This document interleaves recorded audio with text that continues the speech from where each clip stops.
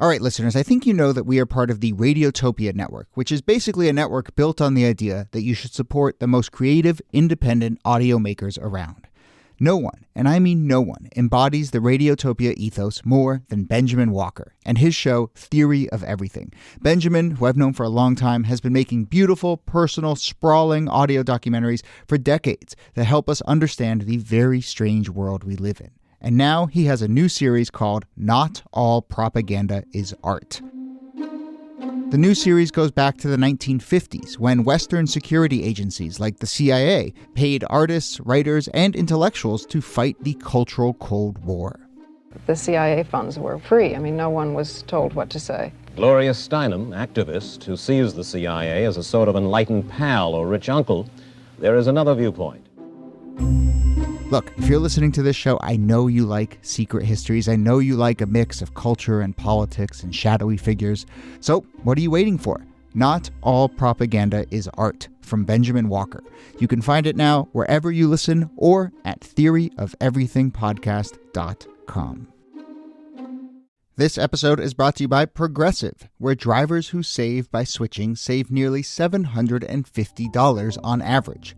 Quote now at progressive.com. Progressive Casualty Insurance Company and affiliates, national average 12-month savings of $744 by new customers surveyed who saved with Progressive between June 2022 and May 2023. Potential savings will vary.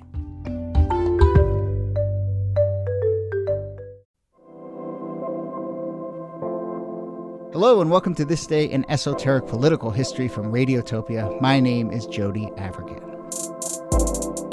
This day, December 9th, 1958, in Indianapolis, Indiana, during a two-day session, a group of 12 men founded the John Birch Society, named in honor of John Birch, considered by many to be the first American casualty in the struggle against communism. He had been killed in China in the 40s while on a missionary/U.S. Army trip. We'll maybe get into that. But the point is, the John Birch Society would quickly grow its membership to nearly 100,000 Americans by the early 60s, bringing in millions of dollars in contributions, and more importantly, probably becoming deeply influential in conservative circles, infusing a fierce anti-communism, social conservatism, and a deep paranoia, maybe even conspiracy thinking that would run through conservatism through the 20th century. And folks, I'll tell you, it hasn't really gone anywhere. We may still be living in John Birch's long shadow.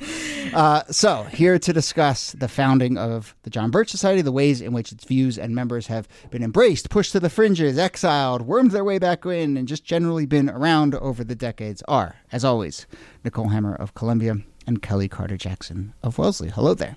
Hi, Jody. Hey there.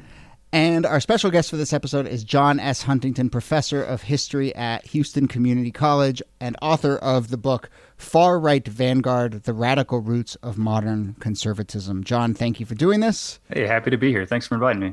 I could have just replaced my entire intro with just reading the title of your book, because it says it all. Far Right Vanguard, The Radical Roots of Modern Conservatism. Much more efficient. But let's start here. Why Indianapolis, Indiana? The Midwest is a really interesting place for the right wing. Part of it has to do with the anti-union movement. Many of the men Robert Welch, of course, is the founder of the John Birch Society. He established himself as the founder and claimed that title. And he was an industrialist. And many of the men he invited to join the Birchers were industrialists. And they did not like unions. And the Midwest was, in a way, a hotbed for these kind of industrialist right-wing thinkers and activists.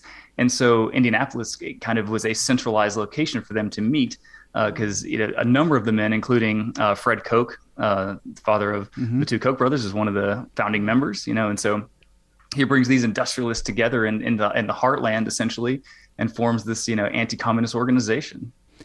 Usually when you get together and form a group with people, it's because there isn't another existing group that you feel like you can join. So what is the gap that they're trying to fill here? That's an interesting question because so in the 1950s, the right wing is really starting to kind of emerge as this large network. And we're starting to see a lot of, I would call them far right organizations like the Christian Crusade and others that are being developed for America as another example. But there was no real flagship national group that could really claim a widespread membership. And I think Welch just kind of wanted to make one. And he wanted to bring together, I think, particularly wealthy individuals who could have an outsized power, an outsized influence, wanted to bring these guys together under kind of a common banner. And the Birch Society will eventually emerge, in my opinion, as the flagship organization for and the clearinghouse for the far right movement. So as best you can summarize, what are the kind of core ideas and then maybe the sort of fringier ideas that we would use to characterize what the John Birch Society was all about?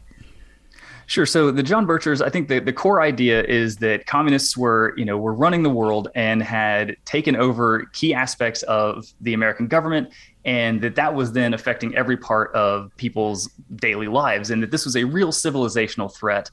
Then going forward from there, they used communism as a tool to then talk about other issues in American life. So they used it to fight against integration. They wanted to impeach Chief Justice Earl Warren. They used it to try to prevent from going overseas and talking to Nikita Khrushchev and the Soviet Union. And so, the John Birch Society used communism as a method for talking about all these other cultural and social issues that they didn't like, anti-taxation. Then they also have other fringe beliefs.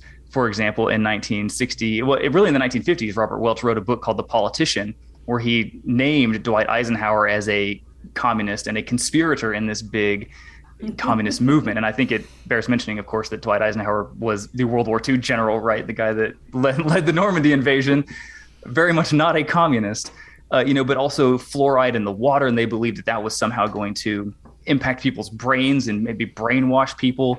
This, of course, was satirized by the movie. What's that movie? Dr. Strangelove. Dr. Strangelove, yeah. And so, even the more crazy things that the Birch Society believed did filter their way into the mainstream, even if they were being lampooned, by filmmakers. And there is a sense among conservatives at the time that neither major political party is doing enough to stop the threat of communism. In fact, many of these organizations that John is talking about are coming out in opposition to the Eisenhower administration. They're very much folks who were supportive of Joe McCarthy and McCarthyism. They hated that McCarthy was taken down. They're continuing his work in order to hunt communists and try to get the United States to escalate the Cold War. And so having this big external organization to put pressure on the Republican Party, but also just to organize all of these anti-communists who were kind of adrift after McCarthy's death. I think I might also add the racial component. So when you think about Brown v. Board of Education, there was a huge movement to impeach Chief Justice Earl Warren. The idea that race is connected to all of this as well is a big undercurrent in terms of people's motivations and thinking about becoming a part of this society. I think before we go on, we have to do a little candy sidebar here. Yeah, of course. The sugar daddy. Robert W. Welch Jr., founder of the John Birch Society, influential businessman, also known as the sugar daddy. Why is he known as the sugar daddy?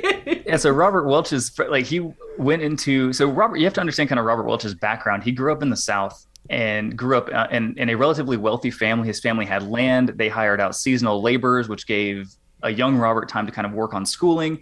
He graduated from high school very young at age 12, then went to UNC, graduated from there at age 16, so a precocious youth, goes into industry where he eventually meets a lot of other industrialists. And the industry that he went into was actually making candy. And he formed a company and then eventually joined his brother's company, the James O. Welch Company. And he made the candy, the Sugar Daddy. That was his first big hit. And then he was with his brother's company for a while before he kind of spun off onto his kind of right-wing crusades. But that's how he got his start. And that's also how he met a lot of the right-wing industrialists that he eventually bring into the John Birch Society.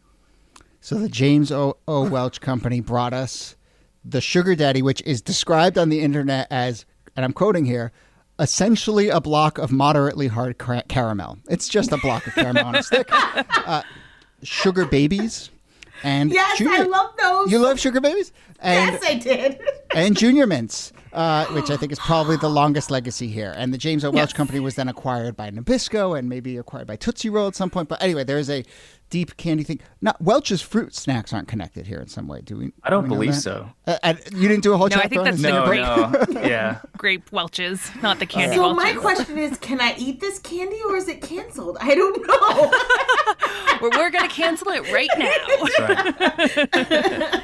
I just need to know. Wild sidebar.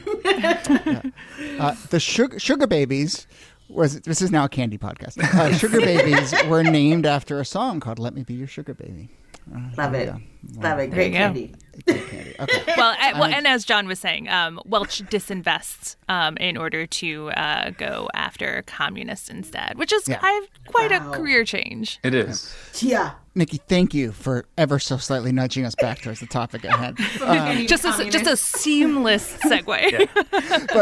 But I do have a question about the sort of mix of original goals here and animating ideas, because we've touched on it on this podcast a lot. It's like you can take any story in this era, basically, and just drop in anti-communism on top of it, and it will sort of overwhelm everything and all the like swirling other things going on. And so with the founding of the John Birch Society, was it like anti-communism is the thing that can get all of us in a room together and fired up, and then we can sort of do these other things, or was it actually the core animating guiding light for this organization from the jump? Yeah, George Nash said that anti-communism provided the gel, like that kind of connected that bound the conservative movement together and brought together kind of the social conservatives and the religious conservatives and all these other groups. And I do think that Robert Welch was very much driven by this kind of conspiratorial mindset. I think that he truly believed that there were communists in government who were kind of dominating every aspect of governance. And so I think that for him provided a platform that it provided a big umbrella for people to kind of gather under. And then you could kind of add in the other things, the racial politics of which he very much was, involved, the social politics, and so I think that anti-communism gave him avenues to talk about those things underneath that umbrella that could kind of encompass everyone. I wanted to know more, I guess, about the racial components, because some of the scholarship that's come out lately has talked a lot about how racism has really undermined anti-communist efforts, because people could point to America and say, you're anti-communist, but you're also super racist, so explain yourself. Kind of like, how are we supposed to be endeared to an American democracy when this is how you treat your American citizens? And people don't really have a good answer for that. I feel like the John Birch Society wouldn't necessarily have a response to a racist critique or a racial critique of anti-communism. Yeah, I mean, I think that Robert Welch wrote a book or an essay called Two Revolutions at Once, where he talked about a revolution in the South being led by what he called it a Negro revolutionary movement, meaning the civil rights movement that he viewed was driven by communists. And then another revolution, which was kind of like top-down government, which was also being driven by communists. And so hence the two revolutions at once. And so for him, these things are all intertwined. The teaching of sex in public schools, right? The demonization of the police, all of these things are driven kind of by this one, central power of communism, so to speak. And so for him, that became kind of like the catch-all. It was the thing that explained his worldview. And later on, he'll become even more conspiratorial and start leaning on things like the Illuminati and other things later in life. But at first, it's certainly the communists that are driving all of this turmoil in American society. Yeah, it's that reversal that's really important there, that the reason why there are any, what they would call at the time, like race troubles in the South is because of these outside agitators and communists coming in, stirring things up. If it weren't for the communists doing that, then everything would be fine. People wouldn't worry about desegregation and civil rights and all of those things, that this is all just outside agitators making things worse for America. That's right. He very much had that mindset of like a Southern patrician, right? That like, the race relations are fine in the South. We're getting along. And he wrote this kind of stuff that like, it wasn't until these agitators came in here and started stirring things up, very much kind of almost like 19th century type of, argumentation. Yeah. So now, how do these ideas spread? And I mean, Niki, you're so good about tracing the sort of like technical way in which ideas get out. I mean, are we talking about chapters all around the country? Are we talking about newsletters? Are we talking about radio shows? I mean, what's going on? How does this get out into the ether? I mean, there are American Opinion, which was the publication of the John Birch Society. There are American Opinion newsletters. There are American Opinion radio shows. There are American Opinion bookstores that sell all of these books and that circulate lists of books, right? So even if you don't have one of these John Birch Society bookstores in your town, you can order these books through the mail. So there is this network, and even people who don't openly identify with the Birch Society, because it is technically a semi-secret society, and we don't know who all was a member of this society, but there were a lot of people who were adjacent to it who were spreading the same message. Even though there will be fights between the Birch Society and National Review in later years, they're sending a lot of the same messages. They're circulating a lot of the same books, sometimes in different registers, but they are doing it. So there's a whole network that blankets the United States by the start of the 1960s in which these ideas, whether they're branded Birch Society ideas or not, are spreading and becoming and helping to create this national political community. That's right. And what struck me when I was researching my book is how much overlap there was between the Birchers and other organizations. One of my favorite examples is a guy named Kent Courtney who operated out of New Orleans, and he ran an organization called the Conservative Society of America, CSA. Not so subtle. It's not so subtle. But he also, so he was a Birch chapter leader in New Orleans, ran the Conservative Society of America, which was like essentially a publishing clearinghouse, with his wife Phoebe, and then also was a state leader of the Liberty Amendment Committee, which was an anti-taxation repeal, the 16th Amendment group. And so all three of these organizations, and he's a central figure in all of them and helps connect people together. And that's what really struck me about the Birchers and really the far right movement in general, is how much overlap there was between these groups and these figures. But also that you get to be a different kind of conservative in those different circles, and it gives you an out in a sense, right? I mean, we even see that today, right? It's like, if you're on Newsmax, you say one thing, and if you're on Fox, you say one thing. If you're on MSNBC, you say another. I mean, it gives people a chance to explore the different shades of their politics. That's right. It happens on the left too. That's right. Courtney was also involved with the Citizens Council, and so he could be much more overtly racist in those circles. But then when he would switch and do the Liberty Amendment stuff, it became colorblind politics, right? We're talking about states' rights and the liberty to spend your own money and not be taxed, right? And so they shift, right? They're certainly kind of putting on different masks as they when they're talking about their politics. So I suppose that may be part of what you're describing there is what leads us to this moment that Niki referenced, which is, this famous split between, or this repudiation between National Review, which is emerging as the sort of mainstream conservative voice, and the John Birch Society. And William F. Buckley sort of famously says we have to get these fringe people out of our midst. Can you just describe that moment and what it says about the sort of way conservatism is navigating itself in that era? Well, I mean, to me, it's a fight over respectability. William Buckley and his cohort at National Review wanted to create a respectable conservative movement. And over time, they start to view Robert Welch as a detriment, as someone who needs to be cut out and ostracized because he's, saying outlandish things and putting a stain on the movement, despite the fact that, they had interactions many before this moment in the early 1960s, when he does decide to write these anti-Robert Welch pieces in National Review, eventually ultimately kind of discarding the whole John Birch Society. But in my opinion, the Birchers don't just like disappear. Just because Buckley says they should doesn't mean they actually do. They're very involved in George Wallace's campaign in 1968 on the ground level. They're the ones running the Wallace campaign headquarters, right? And so they don't just go away. Yeah, and when we talk about this as a fight about respectability, Buckley is in many ways responding to what is happening among journalists, because in 1961, journalists sort of discover the John Birch Society and the radical right, and they're writing all of these books and all of these articles about it. And that's the way conservatism is being perceived by many Americans, that it is this group of just like wild-eyed kooks and conspiracists. And it's very easy to point at the publications of the Birch Society, the fact that Welch is called Dwight Eisenhower, who was a hero to many Americans, as a dedicated member of the Communist conspiracy. This all sounds Looney Tunes to people. And so Buckley sees that, and he sees it as a way of sidelining the entire conservative movement that he has to do something about. But he meets a lot of resistance even within National Review in his move to try to purge the Birchers. One of my favorite tidbits of my research was that Eisenhower received so much mail thinking that he was a communist that he actually created a form letter that he had one of his secretaries like send out to people being like, I swear I'm not a communist, and basically telling people to stop listening to the Birchers. Wow. Obama should have done that with his birth certificate. That's right. Here's a copy. That's right.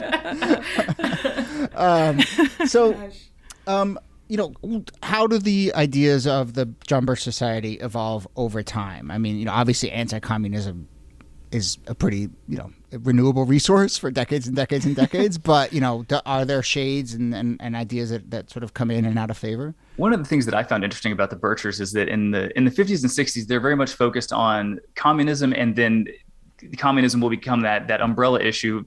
They'll use it to talk about race, they'll use it to talk about taxation or whatever. But then in the late 60s, you really start to see a hard shift towards social issues. They start to talk about schools, and all of a sudden, kind of like what we would today call culture war becomes the prime driver of the Birch Society. Communism, of course, is still involved here. They're always in the background kind of scheming and in the Bircher mind, right? But it strikes me that they start talking much more about cultural issues as a way to kind of bring people into the conservative tent, as opposed to some of the other things that maybe they had talked about in the past. Yeah, in a way, they're going hunting where the ducks are, because the energy of the American right in the late 1960s and 70s moves to things like busing and the Equal Rights Amendment and all of these things that, you're right, we code them as culture wars issues. I'm not sure that that gets at the full breadth of what these issues touch on, but that's where the grassroots activism is. So that's where the John Birch Society goes. Mm-hmm. Yeah, I mean, they were central to the fight against sex education in public schools, right? And viewed that as evidence of American decadence and communism in the background, right? Schools do so much. Schools are sort of like the gateway, if you will, the gateway drug, and to getting a lot of information out, but also using it as a bludgeon to sort of get people scared, riled up, because everybody cares about the children, or everybody cares about what is being taught, and then it becomes this. You can use the schools as a way to rally up the troops, if you will. Mm-hmm. Yeah. I also, we've talked about this on the show before, but I also think schools are also a particular hotbed because there's an inherent opaqueness there, like what's going on behind these walls, which I think just, if you're nudging towards conspiracy thinking anyway, like it's just all set up in the way you described. And I think so let's talk about the, 70s, 80s, 90s up until today. I mean, is there an era that you would say this is when the John Birch Society had its sort of peak influence? I mean, for me, it's the 60s. Yeah, the late 50s and into the 60s, when their membership was, Robert Welch claimed at least 100,000 members and said that they might have kind of, a million fellow travelers, so to speak, around the country. But he was always very coy with his membership numbers, and we never got membership lists from him. I don't think anybody's ever seen them. And so we don't know how many people were involved in the Birchers, but certainly they got people elected to Congress, Edgar Heistand, John Rousselot in California. And so they had people in positions of power who were avowed Birchers. And to be clear, they're not running on like the John Birch line, right? They're winning Republican primaries in the way that a Tea Party candidate would or a Trumpist candidate would. Correct. Yeah. Like John Rousselot was a Republican candidate in California. And so, they're winning these Republican primaries the same way that anybody else would, but they were avowed Birchers. It was not a secret, that these guys were members of the Birch Society. Yeah, sure. And the Birch Society is still around today. If you go to something like the Conservative Political Action Committee conference that takes place every year, there's a John Birch Society booth. If you go to the Republican National Convention, there's a John Birch Society booth. And they seem pretty much like any other grassroots conservative organization at this stage. They really just are another part of the movement. Do they play nice with the sort of younger, Trumpier organizations like the Conservative Partisan Institute and these other sort of conventions? Are they a presence there? Niki's nodding. Oh yeah. Oh yeah. They're super into the Trump movement. They have been big Trump boosters. And they also have a well-oiled PR wing. So if you ever say something bad about the John Birch Society in print, they will be right there to write a letter to the editor. We'll see if you're going to get a nasty gram. That's right. Watch out. But I also think, though, that the Birchers, I think for young conservatives, the Birchers are kind of that's for old people, right? Because young folks are going into like Turning Point USA and potentially other avenues of kind of conservative activism that they view as more like cutting edge. Maybe the alt-right, if you want to use that phrase here. I think the Birchers are much more associated with kind of Cold War conservatism, although these days, of course, they're still around and have morphed into kind of a pro-Trump wing. So it's more generational, is what you're saying. There's a generational or demographic to it. I think so. That's actually a big theme of my book, that part of the far right movement is a generational movement. And it's guys who they're reacting against the New Deal, and then many of them start passing away. Robert Welch dies in the mid 80s. Kent Courtney dies in the 90s, right? And so a lot of these guys are old and they're in their 80s. They can't carry that torch. And so they pass it off to like the Reaganites, and that becomes the mainstream conservative movement. And now we're kind of, I think, seeing the same sort of thing right now with the old school Reaganites are losing ground to the more populist like Trump supporters. We've nibbled around the edges here of talking about Trumpism right now, but I mean, Niki, as you see it, what are the like ways in which Trumpist conservatism carries these echoes of, as we've been saying, paranoia and racism and all these other sort conspiracy theory and conspiracy. Yeah, I mean, you've kind of laid out all of the features of the John Birch Society that have continued through. I mean, I think that one of the reasons that John's work is so important is because it puts at the center of the story of conservatism in the 1950s and 60s, not the story of Buckley and respectable conservatism, but of conspiracy theorists and people who were anti-civil rights and people who were, constantly being talked about as radical and who were pretty radical and were often called the fringe, but had real power within the movement in a way that the elites didn't want to recognize. And you see those same dynamics in the Trump movement as well. Now, it's, there are a lot of things that happened to conservatism over the course of the 70s and 80s and 90s and aughts to lead to the election of Trump in 2016. But I think that those dynamics and those characteristics of the Birch Society are far more central to conservatism throughout all of these decades in a way that has been underappreciated. Can we also connect like merch to that too? Like hats and slogans and flyers and films and like all of the propaganda that goes into selling and consuming these ideas are a big part of that too.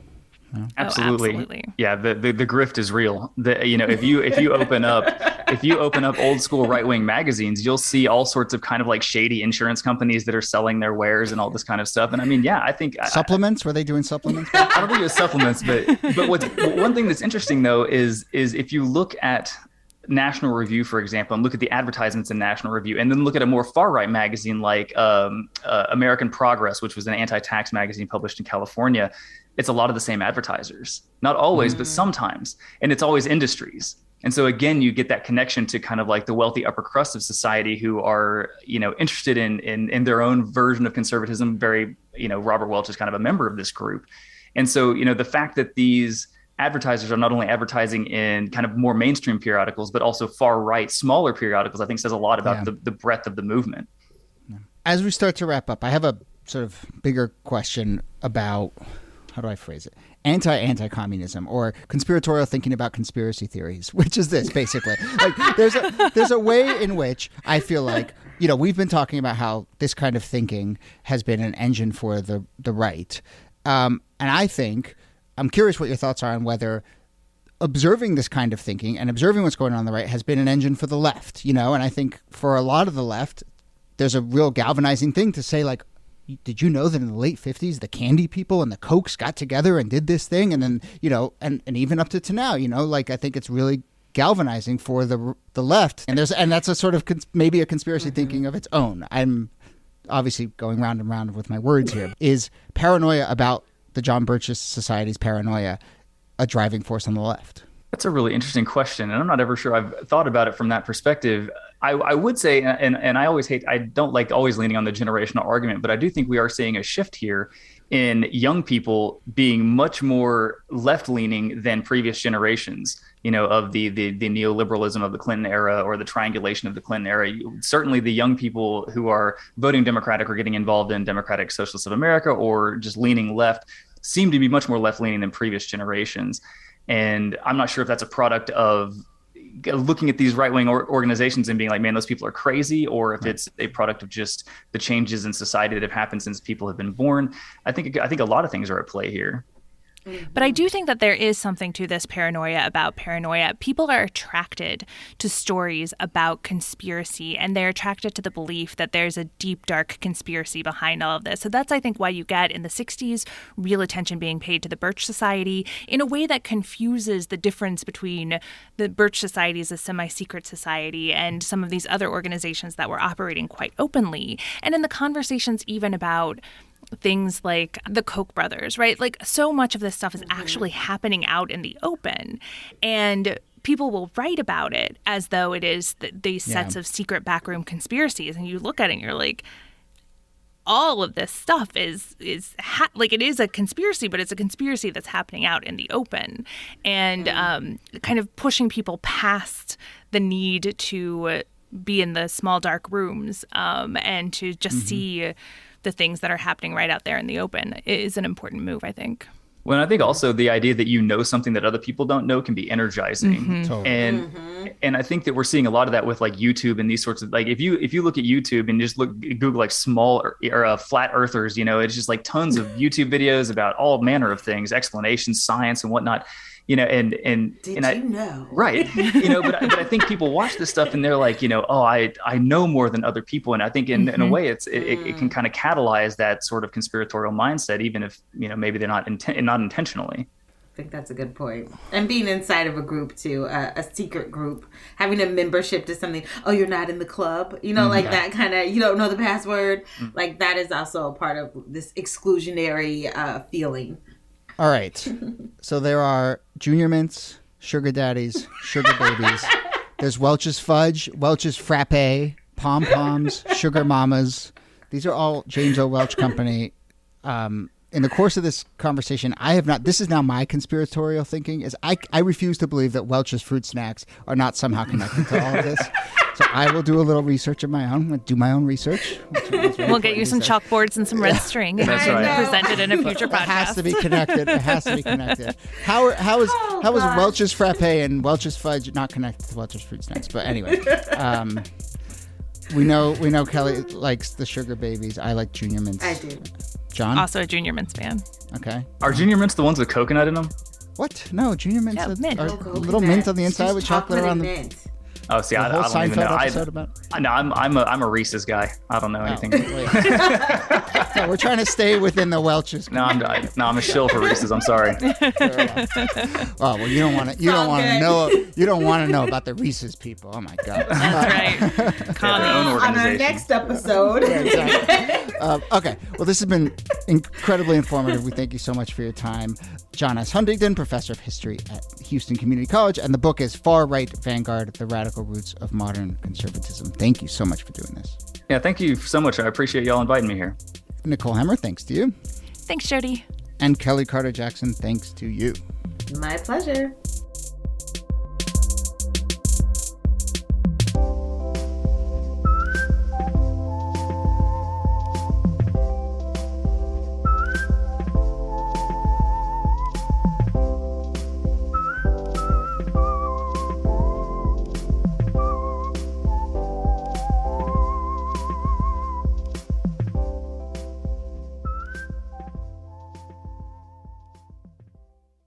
Support for This Day in Esoteric Political History comes from Odoo. If you feel like you're wasting time and money with your current business software, or just want to know what you could be missing, then you'll need to join the millions of others who have switched to Odoo.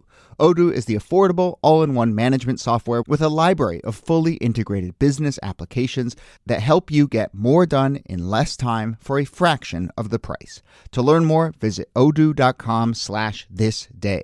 That's ODOO.com/thisday. Odoo, modern management made simple. Radiotopia.